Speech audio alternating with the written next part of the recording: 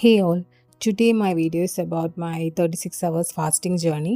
So ഞാൻ ഈ video എടുക്കുന്ന സമയത്ത് ഒരു രാത്രി 7:30 ആയിട്ടുണ്ടാവും. ഞാൻ ഓൾമോസ്റ്റ് 22 അവേഴ്സ് കംപ്ലീറ്റ് ചെയ്തു. വെള്ളം മാത്രമേ കുടിച്ചിട്ടുണ്ടായിരുന്നുള്ളൂ. വലിയ രീതിയിലുള്ള പ്രശ്നങ്ങളില്ലാതെ പോയി. ഡിസ്നെസ് ഉണ്ടായിരുന്നു, ഇടയ്ക്ക് ഹങ്കർ വേവ്സ് ഒക്കെ വന്നു. പക്ഷേ ഈ ഒരു 22 അവേഴ്സ് കഴിഞ്ഞപ്പോഴേക്കും എനിക്ക് വലിയ രീതിയിലുള്ള പ്രശ്നങ്ങളൊന്നുമില്ല, വിശപ്പൊന്നും ഇല്ല, കുറച്ച് എനർജിയൊക്കെ വന്ന പോലെയൊക്കെ തോന്നി. സോ മെയിനായിട്ട് നമുക്ക് ഈ ഒരു 36 അവേഴ്സ് ഫാസ്റ്റിങ്ങിൽ നമ്മളുടെ ബോഡിയിൽ കീറ്റോസിസ് നടക്കും, ഓട്ടോഫാഗി എന്ന് പറഞ്ഞ പ്രോസസ്സ് നടക്കും.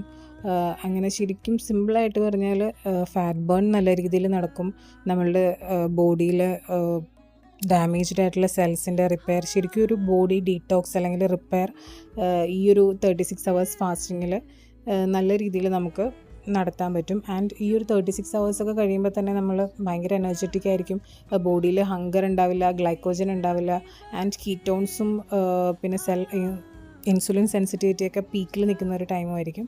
സോ എനിക്ക് വളരെ നല്ലൊരു എക്സ്പീരിയൻസ് ആയിരുന്നു. പക്ഷേ ഇതിൽ നമ്മൾ എല്ലാവർക്കും ഇത് ഓക്കെ ആവണമെന്നില്ല. സോ മെഡിക്കേഷൻസ് യൂസ് ചെയ്യുന്നവരും ഡയബറ്റിക് ആയിട്ടുള്ള ആളുകൾ, അൾസർ ഉള്ളവരൊന്നും ഇത് ഫോളോ ചെയ്യരുത്. അതുപോലെ തന്നെ എന്താണെങ്കിലും നമ്മൾ ഫാസ്റ്റിംഗ് ചെയ്യുമ്പോൾ ഒരു പ്രൊഫഷണലിൻ്റെ ഹെൽപ്പ് വെച്ചിട്ട് മാത്രം ചെയ്യുക. അതുപോലെ തന്നെ ഫാസ്റ്റിംഗ് ബ്രേക്ക് ചെയ്യുന്നതും ഇമ്പോർട്ടൻ്റ് ആയിട്ടുള്ളൊരു കാര്യമാണ്. എപ്പോഴും നമ്മൾ പ്രോട്ടീൻ അല്ലെങ്കിൽ ഫൈബർ ആയിട്ടുള്ള ഫുഡ് കഴിക്കാൻ നോക്കുക. ഹൈ കാർബ് അല്ലെങ്കിൽ ഹൈ ഷുഗർ കണ്ടൻറ്റുള്ള ഫുഡ് അവോയ്ഡ് ചെയ്യുക ബ്രേക്ക് ചെയ്യുമ്പോൾ. പിന്നെ ഞാൻ എൻ്റെ ഈ ഒരു ഫാസ്റ്റിംഗ് ടൈമിൽ വെള്ളവും അതുപോലെ തന്നെ ഗ്രീൻ ടീ ആണ് കുടിച്ചത്. പിന്നെ ഇടയ്ക്ക് ഇലക്ട്രോലൈറ്റ്സ് ലോസ് ഉണ്ടാവാതിരിക്കാൻ വേണ്ടി വാട്ടറിൽ കുറച്ച് പിങ്ക് സോൾട്ട് ഇട്ട് കുടിച്ചു. സോ എനിക്കിതൊരു നല്ല എക്സ്പീരിയൻസ് ആയിരുന്നു. I am really happy and very proud. So my soft reset continues. Thank U.